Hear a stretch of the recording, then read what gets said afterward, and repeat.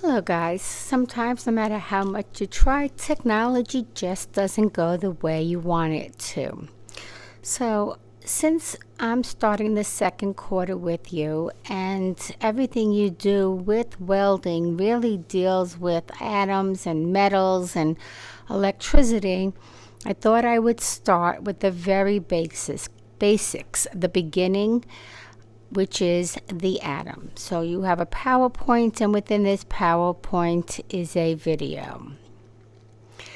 And hopefully, by the time we go through this lesson, you will be able to relate the size and scale of atoms to objects in the physical world to explain the incredibly small size of atoms. List the subatomic particles and their locations within the atom in order to describe the structure of the atom. Recall the relative masses and charges of the subatomic particles to identify where areas of mass charge occur within the atom. Assess the combined charges of protons and electrons in order to determine the overall electrostatic charge of the atom. There is a picture of an atom on the left-hand side. The center is the nucleus. The nucleus is really tiny compared to the whole atom. And in the nucleus, you will find the neutrons, which have no charge, and the protons, which are positively charged. In the shells around the outside are where you will find the electrons, and the electrons are negatively charged. So there's a video in here that's going to describe the structure of atoms and what atoms are composed of, and hopefully relate those atoms to everyday objects. One of the first things you'll see him talk about is a piece of coal and how the coal gets cut so many times until it's down to a single carbon atom.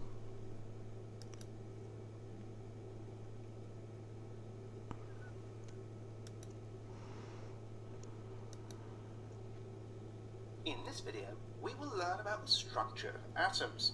We'll learn about what atoms are composed of, protons, neutrons and electrons, and relate the size of atoms to everyday objects. Let me take you on a journey down to the atom. Imagine you have a lump of coal in your hand. It weighs about the same as a mobile phone. Inside that lump of coal, there are around 10 to the 25 carbon atoms. That's this many atoms. That's 10 million billion atoms. Now let's imagine we're going to cut the lump of coal into two equal pieces. Each piece would still contain an astronomical 5 million billion atoms. So you cut and you cut and you keep cutting. If you had the most amazing equipment on Earth, you'd eventually have two atoms. And with one final cut, you'd have a single atom. Now, take a guess at how many times you'd have to cut the coal in two to get just one atom. The answer is about 83 times.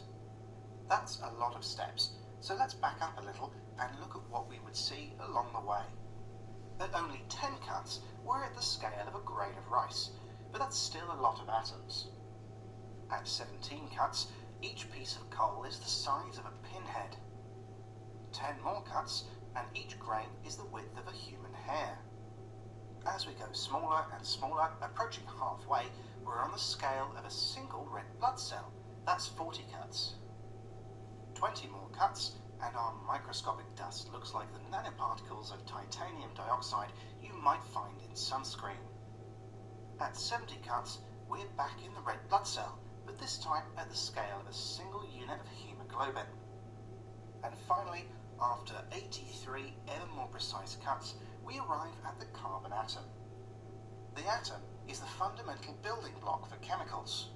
If we go any further, we get into the realm of particle physics, so we're going to stop there. And for this example, I've assumed that coal is 100% carbon, but there are other elements in there as well. So far, we've seen just how small atoms can be. But what exactly is an atom? There are many types of atom, but at a very basic level, they look the same. At the centre, we find a nucleus, and around the nucleus, we find a cloud of electrons. The nucleus is this tiny thing in the middle of the atom, and the electron cloud is this huge region of space around it where you can find electrons. We'll come to what electrons are in a little while. But exactly how small is the nucleus? If we divided the volume of the whole atom in two, just like we cut the coal, it would take 46 cuts to get to the scale of a nucleus. That's almost as many cuts as it takes to get from our lump of coal to the size of a red blood cell. We can also look at the nucleus in terms of its radius. It's actually difficult to say exactly how big an atom is because the cloud of electrons is a little bit fuzzy, but we can work out roughly how big an atom is based on how they fit together. If we do that, a carbon atom has a radius of about 70 picometers. A picometer is 10 to the minus 12 meters, which is 1,000th of a billionth of a meter. Now that's incredibly small, but the nucleus is much, much smaller. The radius of a carbon nucleus is about 3 times 10 to the minus 15 meters, or 3 femtometers. A femtometer is a millionth of a billionth of a meter. This means an atom is about 10,000 times wider than its nucleus. So the nucleus is incredibly small and the electrons occupy an incredibly large volume in comparison. Different types of atom do have different sizes of nuclei and different numbers of electrons, but the relationship between the size of the nuclei and the size of the electron cloud is similar. Our story doesn't end there. Inside the nucleus we find two more types of particle: protons and neutrons. All you really need to know about these particles is they stick to each other very, very strongly, so the nucleus is very hard to break apart. The other thing we need to understand to appreciate these subatomic particles is a property called charge. Charge is a property of a particle which allows the particle to attract or repel other particles with charge. There are two types of charge a particle may have: positive charge or negative charge. And charged particles interact with one another depending on the type of charge they have. If we have two particles with positive charge, they'll repel one another. And if we have two particles with negative charge, they will also repel one another. However, if we have one particle which is positive and the other particle which is negative, they'll attract one another. So like charges repel and opposite charges attract. Protons have the positive type of charge, so they're positively charged, while electrons have the opposite type of charge, negative charge. Neutrons are relatively uninteresting in this regard.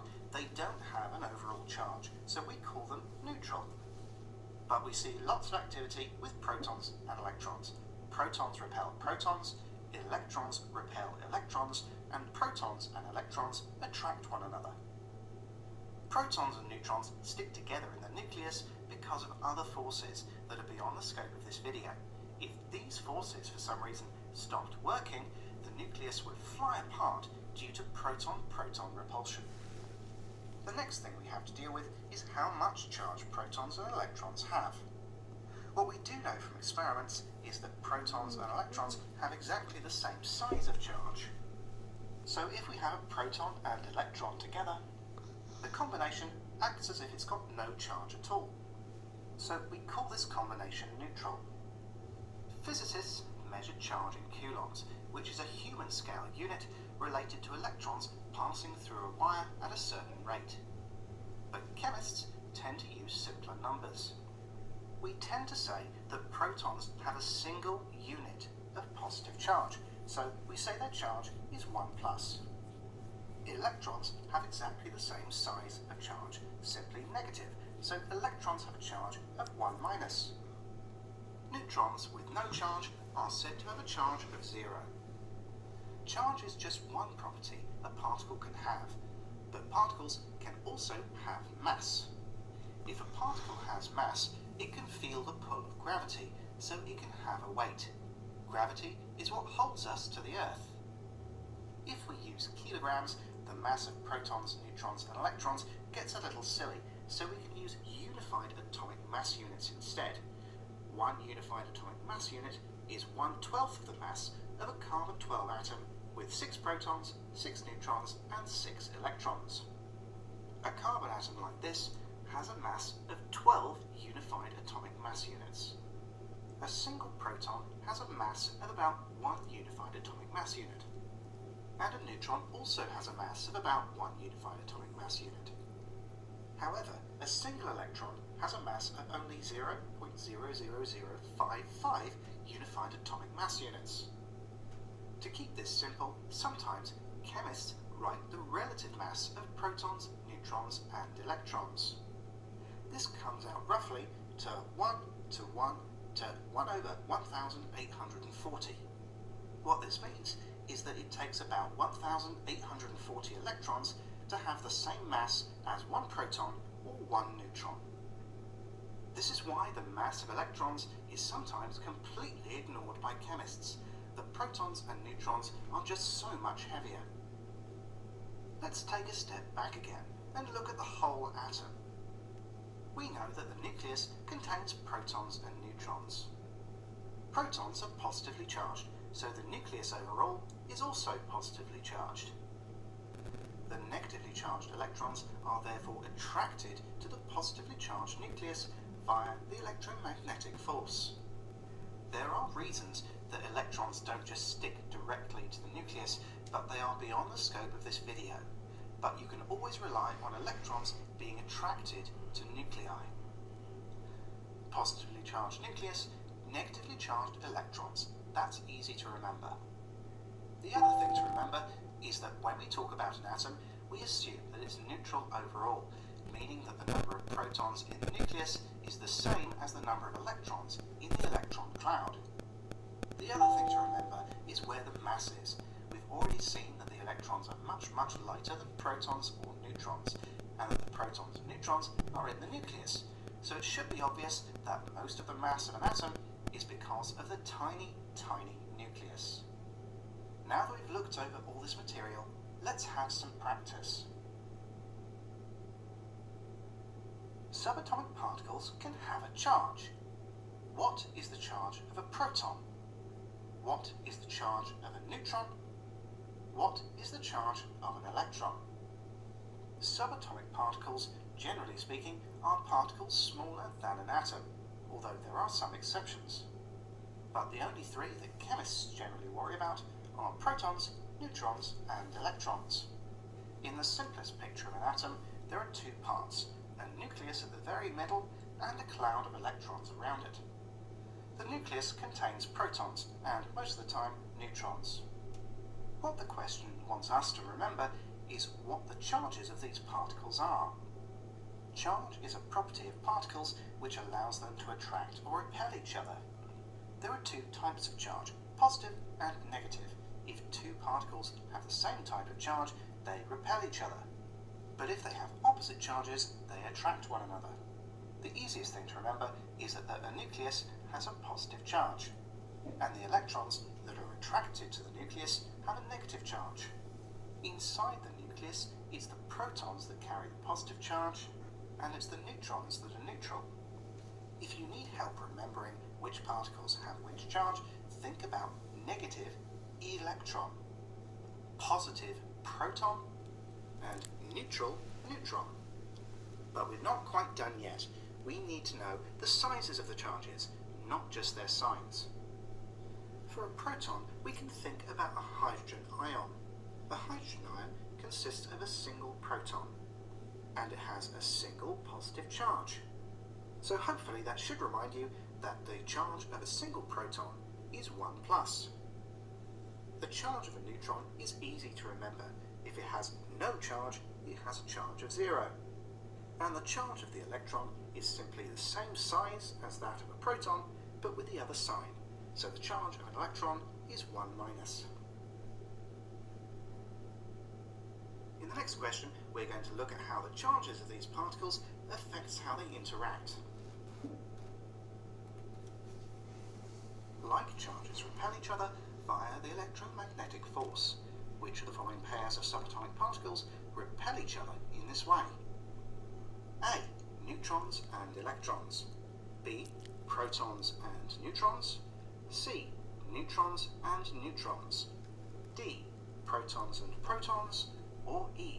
Protons and electrons. There are two types of charge, positive and negative charge. When we see the phrase like charges, it means positive and positive charges or negative and negative charges. Our job is to figure out which pair of subatomic particles will repel each other because they have the same charge. For that, we need to recall the charges of neutrons, electrons, and protons. Protons have a P at the beginning, so that should remind you that they're positively charged. Neutrons have most of the word neutral already in them, so that should remind you that they don't have a charge at all. And finally, electrons are negatively charged. It helps if you remember that protons and electrons have equal but opposite charges. Now for this question, we don't need to remember exactly how much charge protons and electrons have. All we need to know is whether they're positively charged, neutral, or negatively charged. Neutrons are neutral, electrons are negatively charged, and they won't interact via the electromagnetic force, so we definitely won't see them repel one another. Protons are positive, and as we've already seen, neutrons are neutral, therefore we shouldn't see any repulsion due to the electromagnetic force. Although other forces do help protons and neutrons bind together. And when we only have neutral particles, neutrons with neutrons, we definitely won't see any electromagnetic interactions. But we will see repulsion between protons and protons, since they're both positively charged. So we've found our answer, but let's check the last one just in case. Protons are positively charged, electrons are negatively charged. Opposite charges actually attract one another, so instead of repulsion, we would see protons and electrons attract. Therefore, out of the 5 pairs we've been given, the only pair where we would see repulsion due to the electromagnetic force would be protons and protons.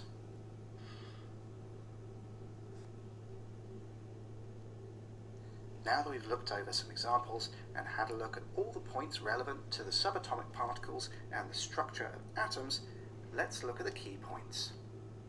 An atom is the combination of a dense, positively charged nucleus and enough electrons to make it neutral. A nucleus is the group of protons and neutrons at the middle of an atom or simple ion. Atoms are made of 3 types of subatomic particle, each with their own masses and charges. Protons have a charge of 1 plus and a relative mass of 1. Neutrons have a charge of 0 and a relative mass of 1. And electrons have a charge of 1 minus and a relative mass of 1 over 1,840 thereabouts. And lastly, electrons have so little mass compared to protons and neutrons that it is sometimes completely ignored.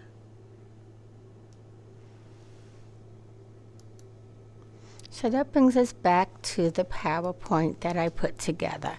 And starting with the green, it's pretty much a review, but I just want to go over it one more time. You do have the parts of the atom in this particular one, and the ones that the man talked about. The nucleus is positively charged, and it's positively charged because of the protons.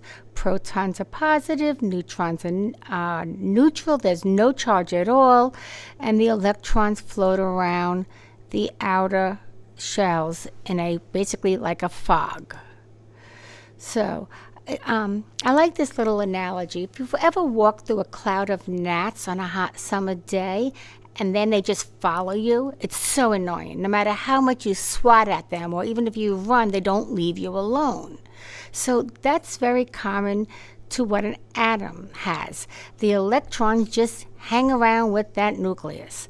Atoms are the building blocks of molecules, which when combined make up everything, from the smallest one-celled amoeba to every person who has ever lived, to the largest and brightest stars in the sky. Atoms are everywhere. Even way back in the time of ancient Greece, they wondered about atoms. That's where the word comes from, ancient Greece. The word atomos, when translated into English, means something that cannot be divided any further. So what's an atom? Up until recently, no one really could say one way or another. Technically, we can't see individual atoms since there are no microscopes powerful enough. But since technology is improving all the time, it may not be long before we can actually see a whole atom through a special microscope. There are electron microscopes. Even though scientists cannot see atoms with most microscopes, they have developed ways to detect and learn about them. Atoms are made up of three basic parts: protons, neutrons, and electrons. There is a core or nucleus and an electron cloud. The nucleus is made up of positively charged protons and neutrons, and the nucleus is held closely together by electromagnetic force. Say that word, electromagnetic force. I just love that word because it is the same word used for electricity. Electricity uses voltage, and another word for voltage is electromagnetic force. It is the push of electrons through the wires. So I just love the word electromagnetic force. The negatively charged electrons are bound to the nucleus and zap around in the cloud. Do you remember the cloud of gnats? The gnats would be the electrons zipping around you, and you would be the nucleus. There are different ways that atoms are classified. They can be classified into elements like oxygen, carbon, or hydrogen. All the elements known to man so far can be found on the periodic table. The number of protons an atom has decides the chemical element. Remember that. The number of protons an atom has decides the chemical element. The number of electrons defines the atom's chemical properties, like its melting point, its temperature, its boiling point. The study of atoms and tiny particles that are even smaller is called quantum mechanics. Scientists still have much to learn about atoms. Maybe you will enter the study of quantum mechanics and find a brand new element. Many of the elements are named after the people who find them, so maybe there'll be one named after you. Let's take a few more questions, and then the crossword puzzle, which I have to fix the spelling on the PowerPoint, is going to be your check for understanding. It is the first beginning part of this little chemistry unit. So, there are 4 descriptions here. What are atoms? A, tiny particles that make up all matter. B, tiny particles that can only be seen with a microscope. C, tiny particles that look like gnats. D, particles that are so large they cannot be seen. Which choice do you think it is? If you said A, tiny particles that make up all matter, you are correct. What does the word atomos mean in ancient Greek? Give you a second to think about it. I'll even go back a little so you can find it.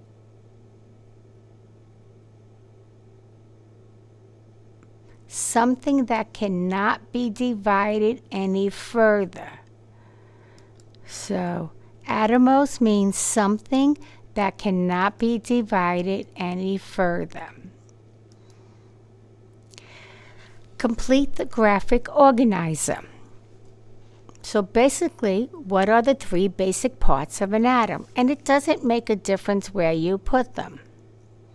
If you said protons, electrons, and neutrons, you are correct. What is quantum mechanics, sometimes referred to as quantum physics? It's actually the study of subatomic particles. You may have heard the word quarks. That's where you would get them. If you wanted to find the chemical element of an atom, you would need to know A, how many electrons it has, B, know how many protons it has, C, know the melting temperature, or D, see it with a microscope. Remember what I said before, chemical elements are named based on the number of protons. So if you said B, you are correct. So there is a worksheet that is going to be in Google Classroom that goes with this crossword. You will not be able to type directly on the crossword, but you will be able to type on the descriptions next to it. If you prefer to print it out and use the notes part of your phone to scan it and scan back the PDF with the answers filled in, that's fine. But either way. And then the rest of this PowerPoint is just what the man said in words. It's basically a transcript of all of the material that was in the video. You're going to need this information as we move further on in the unit. But the first homework assignment is just to watch this video, which will be about 26-27 minutes long, and to fill in the crossword puzzle. I hope you find this helpful. Take care now.